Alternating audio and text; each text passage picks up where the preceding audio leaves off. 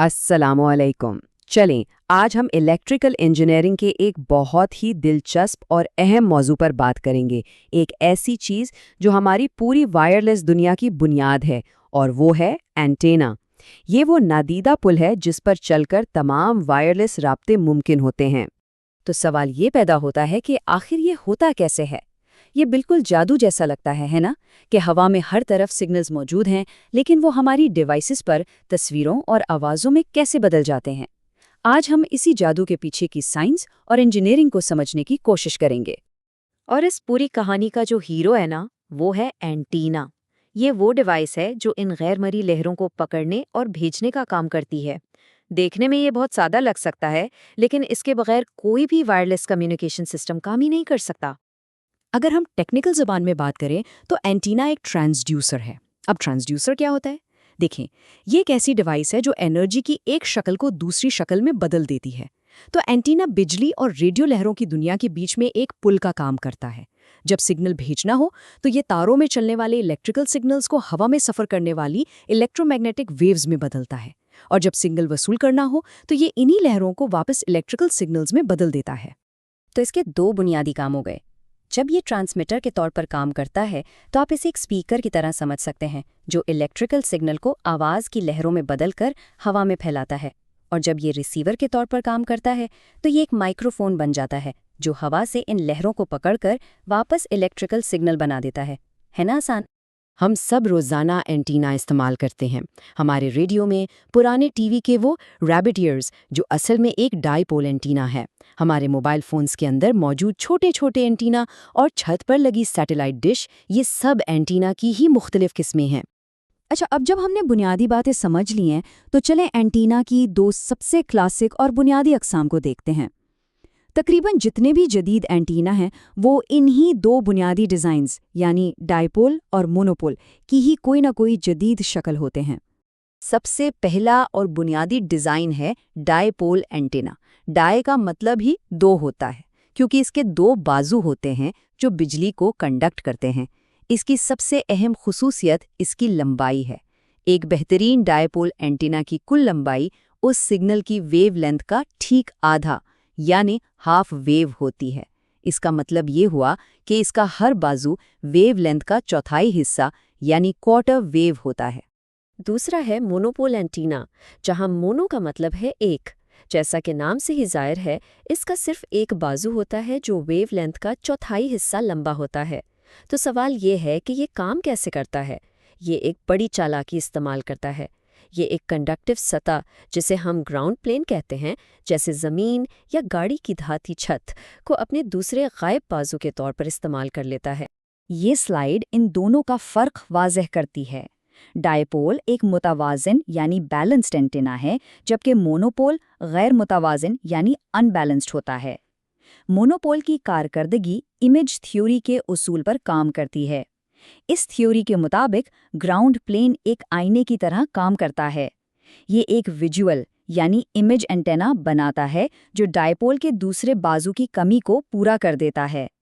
इसी वजह से गाड़ियों के रेडियो एंटेना जो मोनोपोल होते हैं, इतने छोटे होने के बावजूद इतने मौसर होते हैं। अब आते हैं उन अहम पैरामीटर्स पर जो एक एंटीना की कारकर्दगी को नापते हैं।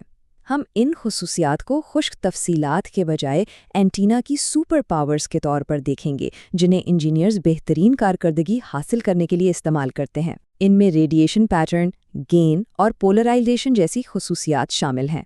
पहली और सबसे अहम ताकत है सिमत यानी डायरेक्शनैलिटी।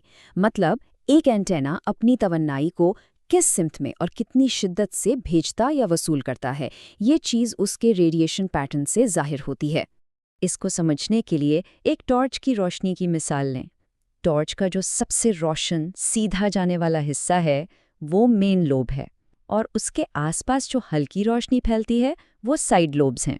इंजीनियर्स की कोशिश यही होती है कि साइड लोब्स को कम से कम करके सारी तवनाई मेन लोब में मरकूज कर दें।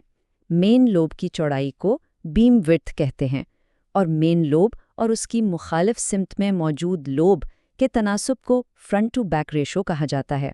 दूसरी ताकत है गेन। अब गेन क्या है?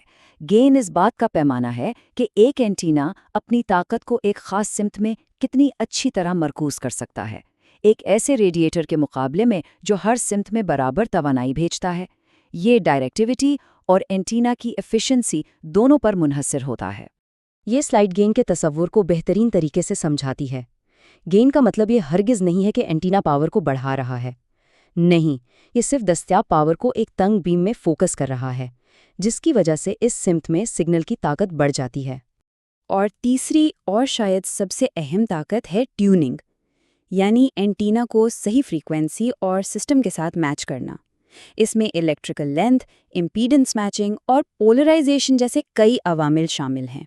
एक एंटीना का साइज ऐसे ही नहीं रखा जाता, इसे बहुत एहतियात से कैलकुलेट किया जाता है ताकि इसकी इलेक्ट्रिकल लेंथ उस सिग्नल की वेव लेंथ से मुताबिकत रखे। जब एंटीना की लंबाई सिग्नल की वेवलेंथ से मैच करती है तो वो रेजोनेंस पर काम करता है। इसी हालत में एंटीना की रेडिएशन रेजिस्टेंस भी बेहतरीन होती है। मिसाल के तौर पर हाफ वेव डायपोल की तकरीबन 73 ओम्स होती है। बेहतरीन पावर ट्रांसफ़र के लिए एंटीना की इस इम्पीडेंस को ट्रांसमीटर या रिसीवर की इम्पीडेंस से मैच करना बहुत ज़रूरी है। ये बिल्कुल एक ताले और चाबी की तरह है। एंटीना अपनी मखसूस फ्रीक्वेंसी पर ही सबसे मौसर तरीके से काम करता है। तो अब हम अपने इस मौजू के इख्तिताम की तरफ आते हैं। जो कुछ हमने आज सीखा, उससे ये बात वाज़ेह होती है कि हमारी तमाम वायरलेस टेक्नोलॉजी, चाहे वो कितनी ही जदीद क्यों ना हो, इन्हीं बुनियादी उसूलों पर काम करती है जिन पर हमने आज बात की।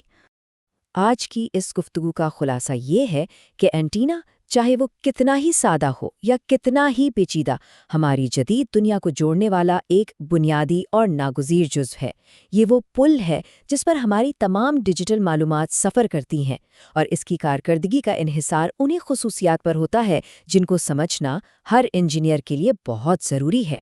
और जाते जाते एक सवाल सबके लिए, जैसे जैसे टेक्नोलॉजी 5G, 6G और इंटरनेट ऑफ थिंग्स की तरफ बढ़ रही है, एंटीना की टेक्नोलॉजी कैसे बदलेगी? क्या एंटीना और भी छोटे, ज़्यादा मुअस्सर या शायद बिल्कुल ही मुख्तलिफ शक्ल इख्तियार कर लेंगे? इस पर ज़रूर सोचिएगा।